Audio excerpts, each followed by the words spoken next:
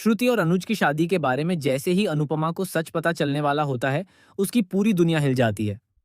उसे अभी तक इस बात का जरा भी अंदाजा नहीं था कि उसके भरोसे और उसके रिश्ते के बीच इतनी बड़ी दीवार खड़ी हो चुकी है। अनुपमा हमेशा यही मानती रही कि अनुज उसके जीवन में सिर्फ और सिर्फ उससे प्यार करता है।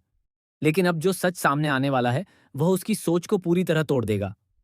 कहानी में बड़ा मोड़ तब आता है जब यह खुलासा होता है कि अनुज किसी मजबूरी में श्रुति के साथ रह रहा है। लेकिन यह मजबूरी कितनी गहरी है, ये अभी किसी को नहीं पता। क्या ये कोई पुराना राज है या फिर कोई ऐसा सच जिसे जानकर अनुपमा खुद अनुज से दूर हो जाएगी? इसी बीच अचानक श्रुति और अनुपमा का आमना-सामना हो जाता है। दोनों एक दूसरे के सामने खड़ी होती हैं और माहौल में तनाव साफ महसूस किया जा सकता है। तभी अचानक श्रुति का फोन उसके हाथ से गिर जाता है और उसकी स्क्रीन ऑन हो जाती है।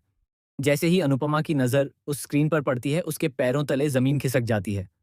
स्क्रीन पर जो तस्वीर होती है, वह किसी आम फोटो की नहीं, बल्कि श्रुति और अनुज की शादी की तस्वीर होती है। अनुपमा के लिए यह पल किसी तूफान से कम नहीं होता। उसकी आंखों में आंसू और चेहरे पर सदमा साफ दिखता है। वह कांपते हुए खुद से पूछती है कि कोई इंसान इतना बड़ा धोखा कैसे दे सकता है। इतने सालों तक उसने मेरे साथ रहते हुए यह दिखाया कि वह सिर्फ मुझसे प्यार करता है, लेकिन असलियत में उसने किसी और के साथ अपनी नई दुनिया बसा ली। अनुपमा के दिमाग में पुरानी यादें घूमने लगती हैं। उसे वह पल याद आता है जब उसने पहली बार श्रुति और अनुज का लॉकेट एक साथ देखा था। तभी उसे हल्का सा शक हुआ था, लेकिन उसने अपने दिल को समझा लिया था कि शायद यह सिर्फ एक गलतफहमी है, क्योंकि अनुपमा कभी भी बिना पूरी सच्चाई जाने किसी पर शक नहीं करती। लेकिन अब जो सच्चाई उसके सामने है, वह किसी तूफान से कम नहीं। ये सिर्फ एक धोखा नहीं, बल्कि उसके पूरे विश्वास का टूटना है। और यहीं से कहानी खत्म नहीं होती, बल्कि असली खेल अब शुरू होता है। अनुपमा गुस्से और दर्द में श्रुति से सवाल करती है कि आखिर तुमने मेरे अनुज को ऐसा क्या किया है कि वह तुम्हारे साथ शादी करने को मजबूर हो गया? वह तो मेरे सिवा किसी और को देखता तक नहीं था। फिर यह सब कैसे हुआ? श्रुति मुस्कुराते हुए जवाब देती है, तुम्हारी दुनिया अब तुम्हारे पास ही है अनुपमा। बेटी की शादी हो चुकी है, तुम अपनी जिंदगी में आगे बढ़ चुकी हो। अब इन सब बातों का कोई मतलब नहीं रह जाता। प्यार और रिश्ते अब तुम्हारे बस की बात नहीं रही। उसकी यह बात अनुपमा के दिल पर और गहरा वार करती है। लेकिन तभी अनुपमा की आंखों में आंसू के साथ एक नई आग जल उठती है।